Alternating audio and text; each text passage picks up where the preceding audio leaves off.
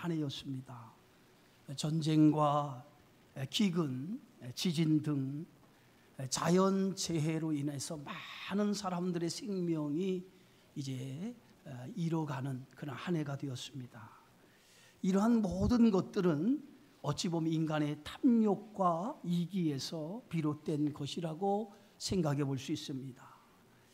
이렇게 많은 일들 속에서 오늘 한 해를 마감하면서 오늘 아무 일 없이 이렇게 송구영신 예배를 드리게 된다라고 하는 것이 정말 하나님 앞에 무한한 감사의 조건이 아닌가 그렇게 생각이 되어집니다.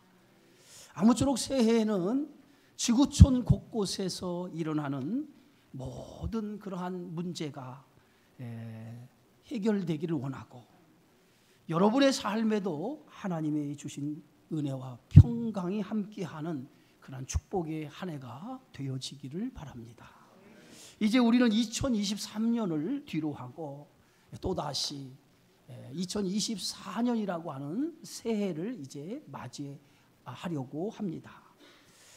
새해를 맞이할 때마다 참으로 감격스럽고 벅차오르는 마음을 갖습니다. 시편 기자는 우리가 자고 일어나는 것조차도 하나님의 은혜라고 이렇게 말합니다. 그런데 2024년이라고 하는 새해를 맞이한다라고 하는 것은 하나님이 우리에게 주시는 축복이 아닌가 그렇게 믿고 감사를 드립니다. 이제 우리는 한 번도 가보지 않은 2024년이라고 하는 길을 또다시 믿음의 출발을 하게 되어집니다. 이제 새로운 길을 떠나면서 저는 오늘 믿음의 조상 아브라함에게 주셨던 그 말씀을 가지고 새해 오늘 믿음으로 새롭게 출발하는 그런 한 해가 되고자 합니다. 어느 날 아브라함에게 하나님이 나타나셨어요. 아브라함은 그때까지 하나님이라고 하는 이름조차도 하나님이라고 하는 존재조차도 전혀 알지 못하는 삶을 살아가고 있었습니다. 그런 아브라함에게 어느 날 하나님이 찾아오셨습니다. 그런데 하나님께서 이렇게 아브라함을 찾아오신 이 사건은 아브라함의 인생을 송두리째로 바꿔놓을 정도로 엄청난 사건이었다는 거죠. 어찌 보면 하나님께서 이 아브라함이라고 하는 인생에 개입하시는 그러한 순간이었다는 거예요. 언제나 하나님의 사랑은 이렇게 나타납니다. 내 인생에 하나님이 개입하심으로 내 인생이 시작된다는 거죠. 내가 하나님을 찾기 이전에 하나님이 먼저 나를 찾아오셔서 내 인생 속에 개입하신다는 거예요. 우리는 그것을 이렇게 말합니다. 은혜라고 말하고 그것을 하나님의 사랑이라고 말합니다. 하나님의 은혜, 하나님의 그 사랑이 있었기 때문에 하나님께서 내 인생 속에 들어오셔서 나를 통해서 새로운 인생을 시작하도록, 새로운 인생을 출발하도록 만들어 주신다는 거예요. 언제나 하나님은 내가 하나님을 찾기 이전에 나를 먼저 찾아오시는 분이라고 하는 것을 아브라함의 인생을 통해서 볼 수 있고 수많은 그 성경에 나오는 믿음의 인물을 통해서 찾아볼 수 있습니다. 아담이 범죄하여 동산 나무 뒤에 숨어 있을 때도 하나님께서는 아담을 찾아 나서서 아담아 어디 있느냐 하시고 아담을 향해서 부르시는 하나님의 음성을 들을 수 있습니다. 아담뿐만이 아니죠. 오늘 저와 여러분도 우리의 인생 속에 하나님이 찾아오셨기 때문에 그 찾아오시는 그 사건으로 인해서 내가 하나님의 자녀가 되고 하나님의 그 놀라운 축복 안에 살아가는 믿음의 사람이 되어진 줄 믿습니다. 하나님이 나를 찾으셨다라고 하는 것은 내가 하나님을 사랑하기 이전에 하나님이 먼저 나를 사랑하셨다는 거예요. 내가 하나님을 사랑하기 전에 하나님이 먼저 나를 사랑하시고 그 사랑으로 나를 찾아오셨다는 거예요. 왜 하나님께서 나를 부르시고 나에게 찾아오셨을까? 단 한마디로 오늘 성경은 이렇게 말합니다. 복을 주시고 은혜를 베풀기 위해서 하나님은 우리의 인생에 개입하시고 나를 찾아오셨다는 겁니다. 여러분, 아브라함을 찾으신 이유도 여기에 있습니다. 아브라함을 통해 복을 주시고 하나님은 은혜를 주시고 그를 통해서 하나님의 큰 계획을 가지고 그를 통해서 하나님의 뜻을 이루기 위해서 하나님이 그 아브라함 인생에 개입하시고 그를 찾아주셨다는 거예요. 하나님은 아브라함을 찾아와 그를 부르시면서 이렇게 말씀하십니다. 오늘 창세기 12장 1절의 말씀에 보면 여호와께서 아브라함에게 이르시되 너는 너의 고향과 친척과 아버지 집을 떠나 내가 내게 보여줄 땅으로 가라 하고 말씀을 합니다. 아브라함을 찾아와서 하나님이 부르시며 말씀하신 그 말씀은 세 가지로 요약해 볼 수 있어요. 첫째는 너의 본토 고향을 떠나라는 거예요. 이게 하나님이 오늘 아브라함의 인생에 개입하셔서 아브라함에 주신 첫 번째 말씀이었습니다. 아브라함은 태어나서 한 번도 자신의 살던 본토 메소포타미아 이 지역을 떠나본 적이 없었어요. 그런데 어느 날 하나님이 그 아브라함의 인생 속에 들어오셔서 아브라함에게 주신 말씀이 본토를 떠나라는 거예요. 내가 살고 있는 삶의 터전에서 떠나라. 그리고 내가 지시하는 곳으로 가라고 하나님께서 아브라함에게 말씀하십니다. 아브라함이 살던 곳은 어떤 곳입니까? 아브라함이 살던 곳은 우상이 만연했던 그러한 지역이었어요. 아브라함은 조상 대대로 우상이 많이 났던 이 지역에 살면서 우상을 섬기며 살아왔던 사람이었어요. 그런데 하나님께서 오늘 아브라함에게 나타나서 말씀하시길 내가 살고 있는 이 땅, 내 본토, 이 메소포타미아 땅, 우상이 만연한 이 땅을 떠나서 새로운 곳으로 가라는 거예요. 내가 지시하는 그 땅으로 가라고 아브라함에게 명령하시고 계시다는 겁니다. 두 번째, 하나님은 아브라함에게 친척 아버지 집을 떠나라고 말씀하십니다. 우상을 숭배했던 아브라함의 혈족과 그의 부모 형제에서 떠나라는 거예요. 지금까지 함께 살았던 그 형제, 친족, 그 곁을 떠나라. 그것이 하나님이 아브라함에게 하신 두 번째 말씀이었어요. 본토, 친척, 아버지 집을 떠나라고 하는 이 말씀의 의미는 뭘까요? 죄악의 관습에 젖어 있던 과거의 모든 인연과 삶을 청산하고 새로운 삶을 시작할 것을 하나님께서 명령하는 말씀이었어요. 지금까지 살아왔던 모든 죄악의 관습에 젖어 있던 모든 것을 끊어내라는 거예요. 그것을 끊어내고 새롭게 하나님이 너를 통해서 계획하시고 뜻하신 그 인생을 살아가라고 하는 것이 하나님이 두 번째 하나님의 명령이었다라고 하는 것입니다. 본토와 친척과 아버지를 떠나라고 하는 말은 삼중적인 강조의 말씀이었어요. 성경에서 3이라고 하는 숫자가 상징하는 수가 있어요. 성경에서 3이 가리키는 그 상징의 숫자는 뭡니까? 완전수라는 거예요. 완전수. 다시 말해서 완전하게 3번에 걸쳐서 하나님께서 오늘 본토와 친척과 아버지 집을 떠나라고 하는 것은 완전히 죄의 자리에서 떠나 하나님이 원하시는 삶의 자리로 살아가라고 하는 하나님의 엄중한 명령이었다라고 하는 것입니다. 그러면서 하나님께서는 오늘 그런 아브라함에게 내가 너에게 보여줄 땅으로 가라고 세 번째 말씀하시죠. 여러분, 보여줄 땅으로 가라고 하는 것은 새로운 삶을 출발을 의미하죠. 하나님께서는 지금까지 살던 모든 삶의 방향에서 새로운 삶의 방향으로 너의 인생을 새롭게 시작하라고 하는 것입니다. 하나님은 아브라함에게 본토, 친척, 아버지 집을 떠나 하나님이 보여주신 땅으로 가라 하면서 한 가지 아브라함에게 약속을 해주죠. 그 약속의 말씀이 창세기 12장 2절의 말씀입니다. 내가 너로 큰 민족을 이루고 내게 복을 주어 내 이름을 창대하게 하리니 너는 복이 될지라. 하나님이 아브라함 인생에 들어오시고 그를 찾아오신 이유가 여기에 있다는 거예요. 복을 주시기 위해서, 천국의 기업을 아브라함에게 주시기 위해서 아브라함의 인생에 찾아가시고 아브라함의 인생에 개입하셨다는 거예요. 그리고 하나님은 아브라함을 부르시면서 아브라함을 향한 큰 계획을 아브라함에게 말씀합니다. 그 말씀이 어떤 말씀입니까?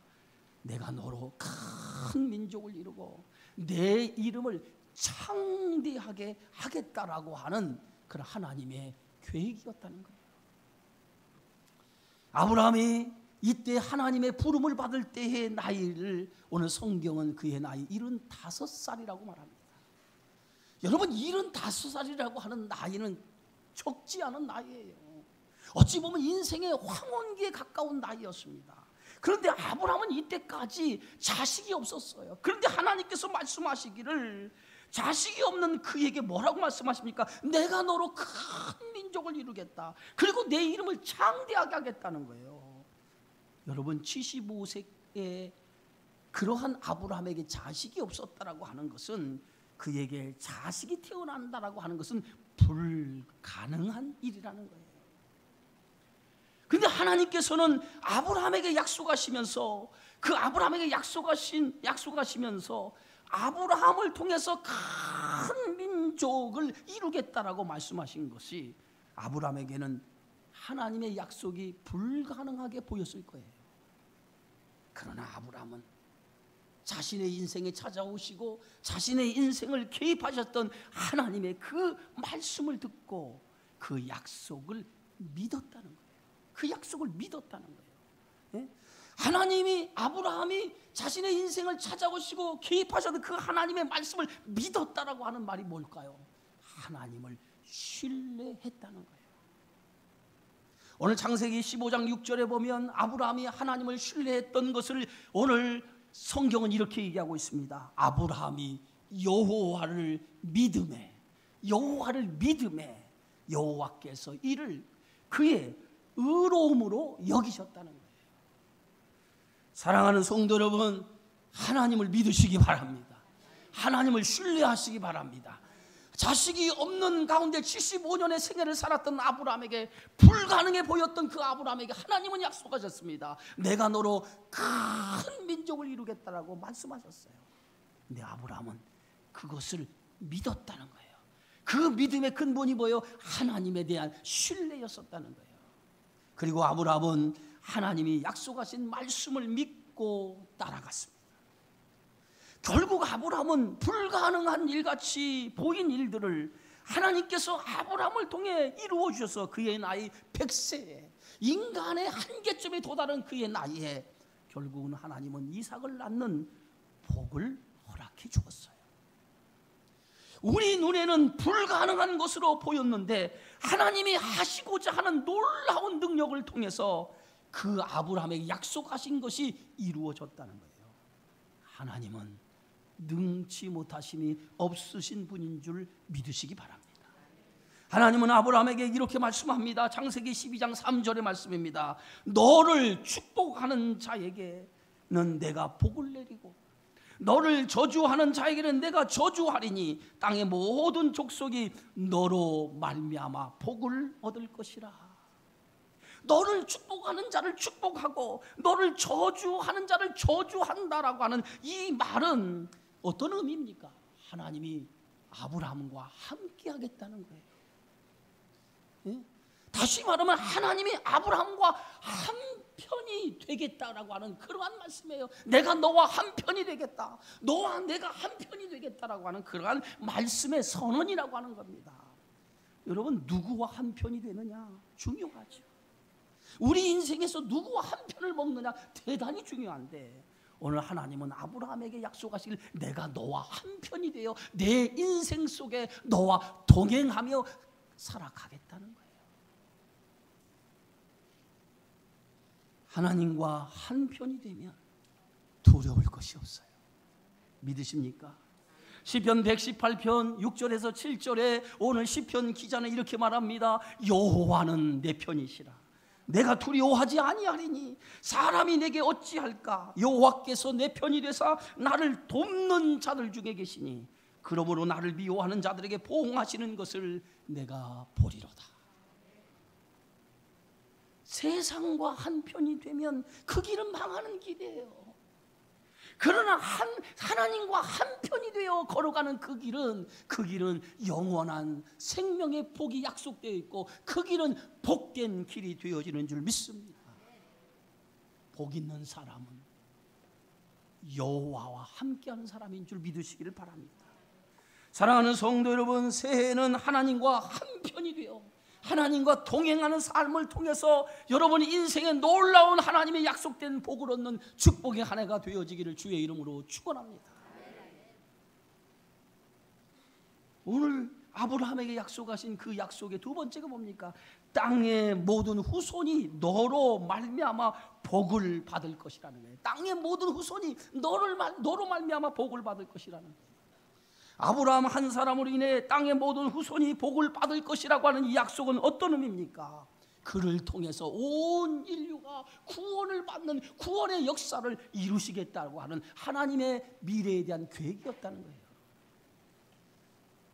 여러분을 통해 여러분의 후손이 복을 받으면 얼마나 좋겠습니까? 나 한 사람 때문에 내 자식의 자식이 복을 받는다면 얼마나 복이 있겠어요? 그런데 하나님은 아브라함에게 너의 후손이 너로 말미암아 복을 얻을 것이라는 거예요. 응? 하나님은 아브라함에게 그렇게 약속하셨습니다. 예? 그러나 그 약속은 하나님은 신실하신 분이기 때문에 그 약속은 반드시 이루어진다는 거예요. 아브라함을 통해서 세상이 복을 받을 것이라는 거예요. 그 복이 오늘 그리스도를 통해서 온 일을 구원하는 축복이 되어진 줄 믿습니다. 아브라함은 하나님의 부름을 받기 전에는 지극히 평범한 한 가장에 불과한 사람이었어요. 직업도 양을 치는 목축업이었습니다. 그러나 하나님은 이 평범한 아브라함의 인생에 찾아오시고 개입하셔서 아브라함을 통해 엄청난 계획을 갖고 계셨고 그 계획을 아브라함을 통해 이루시기를 원하셨다는 거예요. 그 계획이 아브라함을 통해서 어마어마한 그러한 복으로 나타나게 되어졌다는 거예요. 오늘 이사야 60장 22절에 보면 성경은 이렇게 우리에게 약속하고 있습니다. 그 작은 자가 1000명을 이루겠고 그 약한 자가 강국을 이룰 것이라. 때가 되면 나 여호와가 속히 이루리라. 하나님은 아브라함에게 이렇게 복을 약속하시면서 세 가지 희생을 요구를 했어요. 예? 세 가지 희생. 그 세 가지 희생이 본토와 친척과 아버지 집을 떠나라고 하는 세 가지 희생을 요구했습니다. 그러나 그에게 약속한 복은 그 희생에 비해 엄청나게 큰 복을 약속하셨다는 거예요. 아브라함의 희생은 일시적이었어요. 잠깐 지나가는 희생에 불과했어요. 그러나 하나님의 복은 일시적인 복이 아니라 영원히 천대에 걸쳐서 모든 후손들에게 주시는 영원한 복을 하나님이 약속하셨다는 거예요. 잠깐의 희생 때문에 영원한 복을 받게 된 거예요. 사랑하는 성도 여러분, 하나님 때문에 잠깐의 희생을 당한다고 그 희생 때문에 염려하고 두려워하지 않기를 주의 이름으로 축원합니다. 잠깐의 희생이 우리에게 영원한 복이 약속되어 있음을 믿으시기를 바랍니다. 그래서 로마서 8장 18절에 오늘 바울은 이렇게 말하죠. 생각하건대 현재의 고난은 장차 우리에게 나타날 영광과 좋게 비교할 수 없도다. 잠깐 주를 위해 희생하면 영원한 복이 우리에게 기다리고 있다는 거예요. 그 복을 생각하면서 잠깐의 희생을 하게 되어질 때에 우리는 영원한 복을 소유할 수 있는 줄 믿습니다. 아브라함은 그 복을 생각하면서 하나님의 말씀에 순종을 하기 시작합니다. 오늘 창세기 12장 4절의 말씀입니다. 이에 아브라함이 여호와의 말씀을 따라갔고 롯도 그와 함께 갔으며 아브라함이 하나를 떠날 때에 75세였더라. 아브라함이 하나님이 지시하시는 가나안 땅으로 갔다라고 하는 것은 큰 결단과 결심을 가졌다는 거예요.